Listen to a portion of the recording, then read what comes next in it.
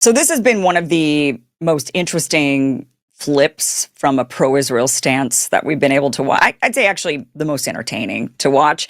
Azealia Banks has been an extremely pro-Israel celebrity. She is a rapper, an American singer, and she has been, during the genocide, one of the biggest, loudest supporters of Israel. In fact, but she's now switching her tune. She's in Israel and she's saying things in Israel.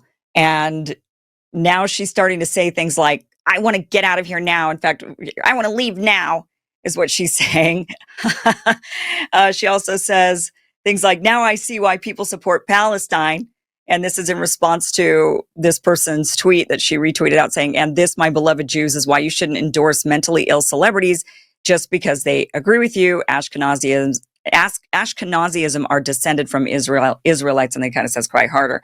So she's now having this change of tune. And it's happening in real time right now while she's sitting in Israel. So again, let me just show you who Azealia Banks is if you're not familiar with her. She is a rapper, a singer, very much pro-Israel. Look at her in her concert with draped in an Israeli flag, just been an extreme outspoken supporter. She's actually in Israel right now. If you might have seen that Tommy Robinson, the British, I think he's trying to run for office. He ran, I think he backed out of the race. But Tommy Robinson, she's in Israel with him, and she actually said this kind of weird. I just want to show you this weird message that she put out there. She says, "The Jews of Britain can't stop panicking. Tommy Robinson is going to Israel with me. Nobody is being a traitor in Britain. LOL. He's coming back. He just needs to go to be properly trained for politics. Tommy is a good guy. We just have to make him look and sound like a real British politician in Israel. Like you go to it. Well, I mean, this tracks, doesn't it? Totally tracks.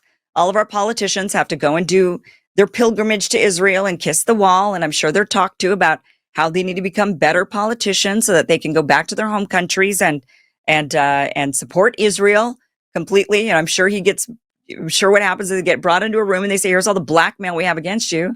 So now you're properly trained. You get what you have to do, right? You understand the mission. You stay in the good graces of Israel, and you make sure that you always promote Israel. That's the mission. You understand the mission now, right? Mm-mm. So odd. But let me just show you some examples of Azealia Banks being extremely pro-Israel over the course of this genocide. Here's one where she says, Israel is really Wakanda for Jews. It's kind of epic. You should support their efforts in nation building and statecraft, even if it's simply for the sake of nation building and statecraft. This is the world's only startup nation. It's crazy they've been able to do all of this in less than 100 years and support it for diversity's sake. The concept of the world's only Jewish nation is very boutique and niche. Okay. Then she says, this Al-Aqsa Mosque in Jerusalem, the world won't let Israel take back, is built on top of the Jews' second temple. More Muslim arrogance and literal obsession with Jews. Islam really belongs no place in the Levant, and it's even more insane to think an uncivilized group of violent dopeheads deserves to remain there. They should evacuate the mosque and put it in the Metropolitan Museum of Art, then rebuild the third temple there. I'm telling you, this is the fight for identity and preservation and restoration of the Jews and their culture, and more Muslim thirst to present their knockoff Abrahamic religion to the world as pure and relevant. Though Ishmael followers of Islam are not followers of the covenant and have nothing to do with Judaism or Christianity, she says. I mean, these are the types of posts that she's been posting for a while. Here's another one. Pretty sure $7,000 a post is more than a Palestinian mother makes a year off of a litter of martyrs. Imagine having to give birth in the desert in a pile of rubble to 4 sons, raise them through poverty and illiteracy to be suicide bombers so you can collect the equivalent of $400 a month. The Palestinians make less money and do more effort in that pay to slay shit when they could just tweet about how much they love Israel one time and get a bag. But people make their own choices, girls. This is a bit mind-boggling. So she's saying, like, this mom could just support Israel and make that $7,000 a post. Instead, she blows up her own kids for $400 a month, which is not true. She also doubles down on that. And she says, be honest, you would rather have to birth 3 sons, raise them, encourage them to murder themselves and collect $400 a month, or say something nice about Israel online and get $7,000 and keep your kids alive.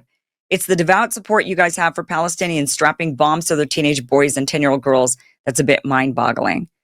So she's clearly very ignorant about Palestinians, extremely ignorant in her support for Israel. She even goes on to say, no black person should be supporting Palestine. Whenever I see stupid ass musicians supporting Palestine blindly without raising the question about black people's safety and the ongoing industry of chattel slavery, enslavement of black peoples in the Islamic world, it makes my blood boil. Sharon Osbourne had every right to be pissed off at Coachella for allowing Green Day to pull that stupid ass stunt.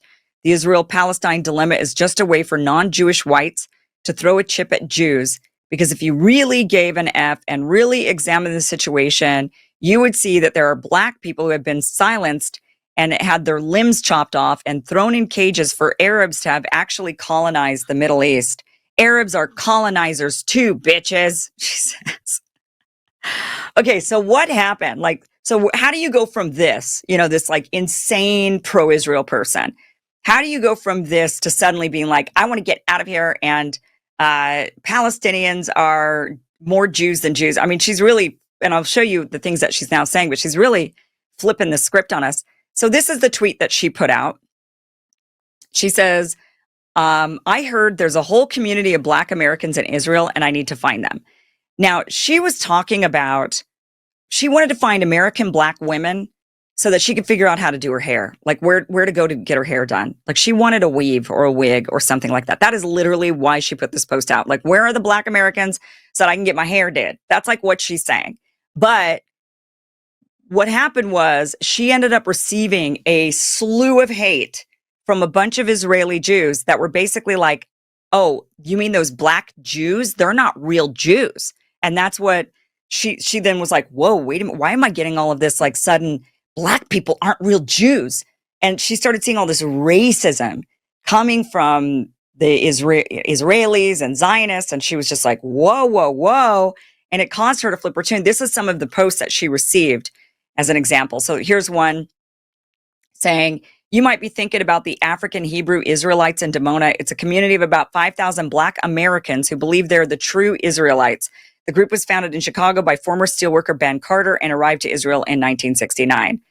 And then another person wrote, you're straight up making stuff up. Judaism started in the Levant. Ethiopian and most Black Jewish communities aren't direct descendants. Ancient African religions aren't Israelite Judaism. And Black or Arab people have zero claim to being Israelites. And unlike them, Ashkenazism have majority Levantine ancestry. And this person writes, girl, Black people were never even in the Levant. What are you on? It is even highly questioned to think that there's relevant amounts of Black people in Egypt. And now you want to believe that not just a few, but a whole of Israelites were Black? What is this? Here's another. Do you have any real reason to believe that Blacks are more related to ancient Israelites than Jews are? Or is this just something you believe for egotistic reasons? And then Azealia responded to this and said, this is not even what was said. And this whole thing really just shows how adverse to concepts of Black Jewry you guys all are. Like watching you all jump through hoops and having Jews text me this and that, whatever. It's quite irritating and embarrassing. How did you just make this up? And yeah, so I mean, it's very. So she ends up getting this slew of like, don't talk to us about Black Jews. There's no such thing. and she's like, okay. She starts to question everything. Here's a tweet. This is actually a producer for this show, Benjamin Rubenstein, tweeted, learned a bit too much about how Ethiopian Jews are treated. And Azealia actually retweeted his tweet out and said, it's kind of given that. Like, yeah, Ethiopian Black Jews in Israel, they're very much discriminated against. There's a lot of racism in Israel. Surprise, surprise. And it's not just against the Palestinians or the Arabs. It's also obviously against Black Jews. Many people try to tell Azealia that, over the time that she's been so pro-Israel, a lot of people have said to her, you realize how they treat Blacks, right? Like, this is not the country you should be championing. And then for her to be saying, Black people should not support Palestine because look at what the Muslims do to Black people, even though much of the Muslim world is, this is how ignorant she is. Much of the Muslim world is literally in Africa. Like lots of Black people are Muslims, lots and lots, a whole big chunk of Africa, in fact. And she's like, the Muslims treat Africans like shit. And so we should support Jews. And then she goes over there and realizes, wait a minute, suddenly all of these Israelis are like, yeah, but the black Jews aren't Jews. And so she's, starting to be like, wait, okay, there's a bunch of racists here. So she starts to turn on Israel. And now these are the tweets. She's in Israel, and these are the tweets that she's putting out there. She says, Palestinians have more Semitic DNA than Ashkenazi Jews. So that means even Palestinians are more Jewish than Ashkenazis. Honestly, the Jews are getting effing boring. And this is why you have no friends, she says. Then she goes on to say, like, what are y'all even talking about? You're effing white Europeans. Grow the F up. I have 2 eyes. I can see. And she says, oh, now it's heritage. This person writes, heritage is more than just DNA. Some Palestinians may carry genes, but Jews preserve the culture, language, and religion across millennia. DNA without lived continuity does not transmit the spiritual or cultural legacy of the Israelites. And she's like, oh, now it's heritage. It's not even about DNA, it's heritage. And then in response to this other tweet, she says, see, now I understand why people support Palestine. And the tweet is, and this, my beloved Jews, is why you shouldn't endorse mentally ill celebrities. We kind of covered that at the top of the segment here. But so she's saying, I was talking about something else. I was talking about something. So this person says, first, appreciate all the support of Israel. Want to address this, and this person kind of writes this really long post. And Azealia just is like, sure. I was talking about Israel. I was talking about Israelites in the Black Hebrew Rastafarian and Black Christianity Hebrew Bible sense. I wasn't talking about Israel, the Levant, Ethiopian Jewry, or any of this. Thank you for this long explanation about a completely different topic. So she's, just kind of having this comical flip. And it's really because it's been so exhausting watching her pro-Israel stance. And now it's just really funny to watch her be like, F you all, I'm out. You have no friends. This is why. I mean, it would be better if the reason why she was saying all this is because they committed genocide and she got sick of seeing blown up babies. That would actually be, so this isn't really something to celebrate as Azealia Banks changing her tune on Israel. It's really pretty disgusting that she didn't prior to now, that it took her own personal feelings about racism and that it was just a racism issue for her. That, oh, well, once they showcase themselves as racist against blacks, then I'm out. Rather than, oh, like it didn't affect you at all that they were blowing up all those babies, that they were leaving babies in NICUs to rot to death. Like none of that bothered you. But what bothers you is that they just don't like black people. Okay. I mean, that's bad too. I get it. That's bad too. But, that's what it boils down to. I mean, this is some sort of narcissism. It just boils down to, oh, they just don't like black people. Okay. What about all those kids? What about all those kids? So she gives an explanation. She does a Twitter space where she talks for about 45 minutes about what has gone on. And I want to play for you like the first few minutes of it so that you can hear from her what happened, like how it started and how it ended. And she labeled this Twitter space Black Jewry. Black Jewry is how she titled it. But listen to this. So I was hanging out with friends yesterday. This Israeli girl that I know, and we were talking about wigs, and she was like, "Oh yeah, there's a bunch of Black Americans here that play basketball, and there's like girls here that play basketball. You should hit them up. They will know how to get like the wig, like the good like American wig, Black American wiggery." So I just kind of said on Twitter, I was like, "Oh, I gotta find the Black Americans in Israel." I wasn't even talking about Black Hebrew Israelites or anything. I was talking about just like girls probably from, I don't know, like Atlanta or Tennessee that are like here playing on some basketball team. And that's all I was talking about. I was talking just about just like general Black Americans, not Black American Hebrew Israelites or anything like that. So this one guy jumps in and he's just like, oh yeah, there's a community of 5,000 Black Hebrew Israelites who believe that they are the true descendants of da da da da da, but they only started in 1969 and kikaka. And I was like, okay, cool, yeah, that's fine, whatever. But obviously, when somebody challenges somebody's like Black identity, I feel a way, and because I understand Black identity, so I'm like, all right, no, let me explain this to you about the concept of an Israelite as it pertains to like Pan-Africanism and just, yeah, and Black Jewry, really. So, you know, I get that everybody has this like contemporary idea of just like this little patch of land, like Palestine or the Levant, Israel, whatever. But most of the like Black Hebrew Israelites and people like that, they're thinking about Israelites as like a grouping of people that were stretching all the way down from like Lebanon down into the kingdom of Kush. You know, that's where all the and Ethiopia, that's where all the, you know, Rastafarian Israelitism and the Black Hebrew Israelitism, like most, well, I don't know what Black churches are doing now, but I know that my grandmother and my like Black Christian family, they use the Hebrew Bible. And there's mad slave songs written about the promised land and Zion and all that other shit. And we have like all these churches. It's like Zion, Church of Zion, da da da. And yeah, that's what they call themselves. They call themselves Israelites, not because they're like trying to take claim to Israel or whatever. And one of my friends hit me up and they were just like, you know, going really hard. And I was just like, that's not really what I'm saying. And they were just like, oh, well, you know, people have been saying that we have no claim to the land. I was like, whoa, whoa, whoa, whoa, whoa. That's first off, that's not where any, oh my God, that's not where I was going with that. I wasn't even thinking about that. Like I don't even like fucking know.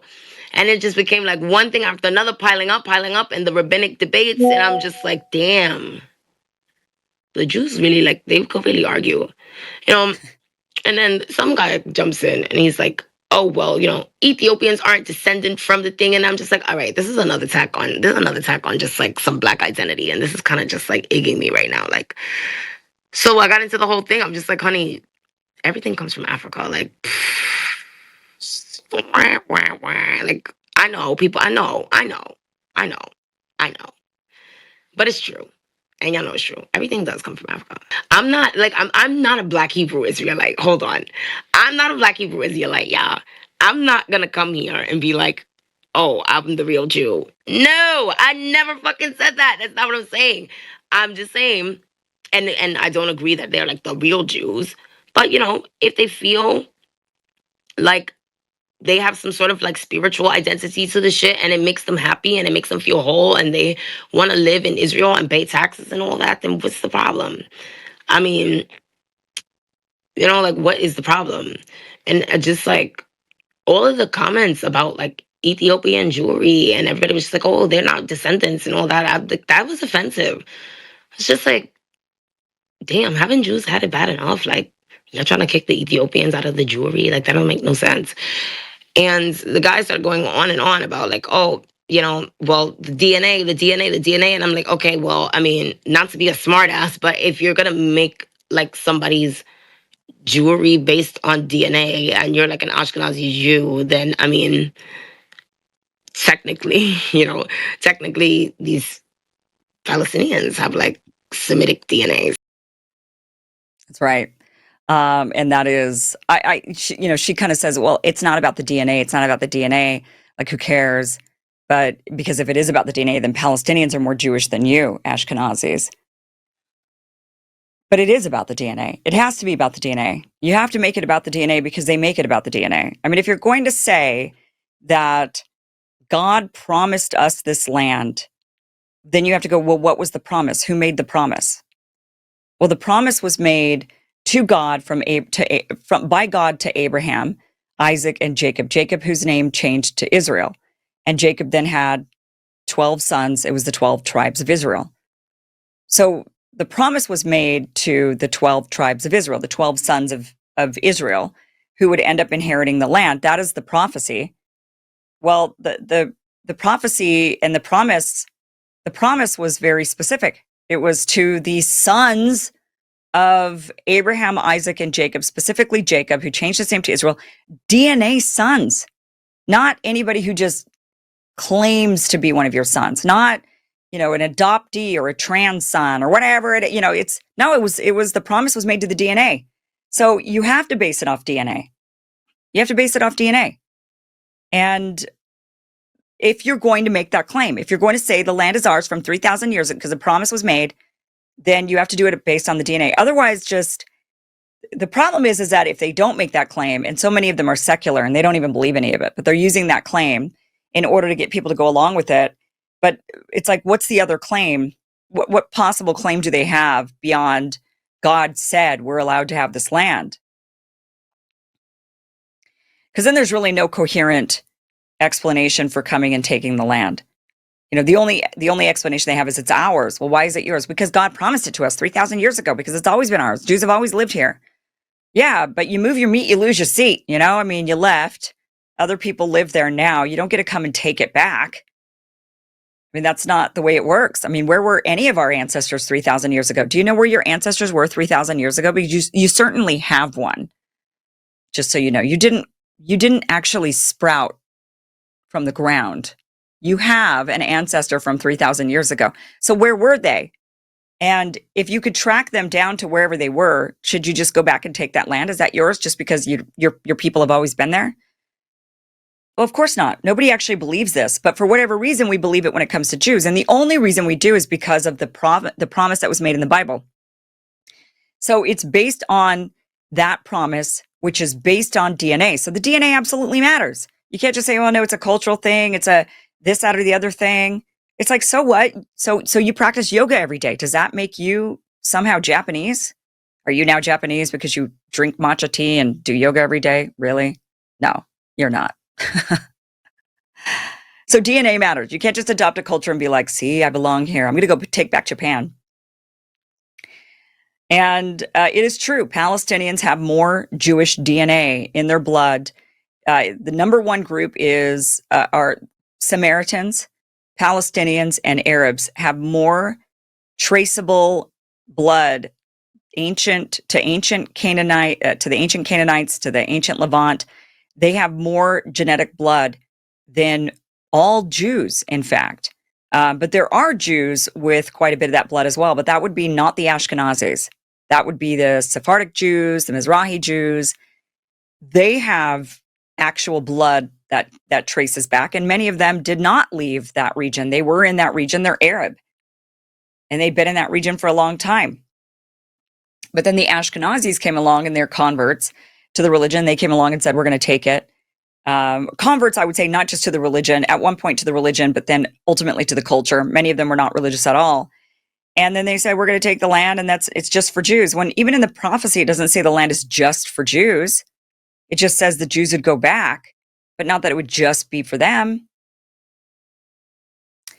And when the Bible was written, which was a long time ago, did they take into consideration that what they meant when they wrote it was the genetic DNA Jews? That's what they meant. They didn't mean like, well, whoever claims themselves to be a Jew in 2024, 2025, they're able to go and take that land. Whoever claims it, it's like, oh, really? Okay.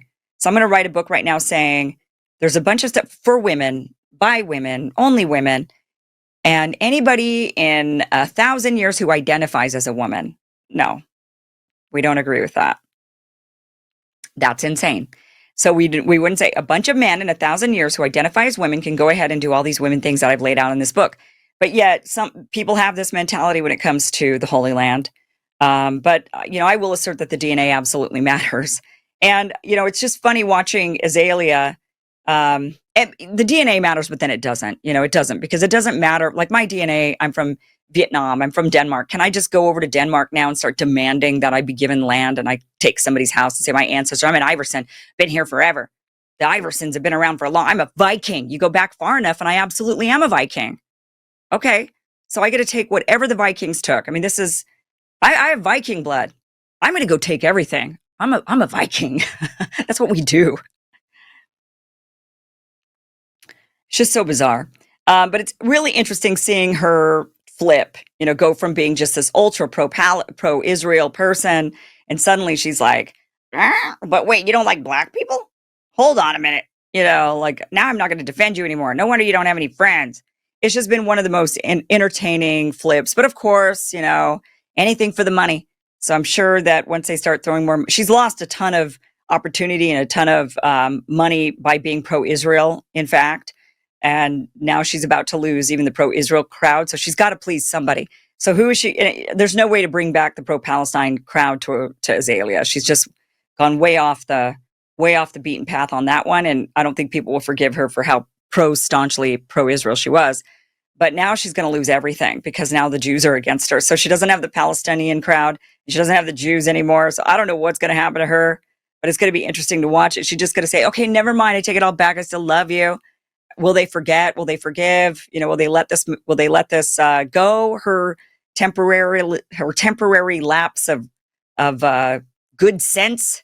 Are they going to let it go? It'll be interesting to watch. Thank you for watching this clip from the full Kim Iverson show, which you can catch Monday through Friday, 2 p.m. Pacific, 5 p.m. Eastern at KimIversonShow.com. It is free for you to watch. Again, 2 p.m. Pacific, 5 p.m. Eastern, KimIversonShow.com. See you there.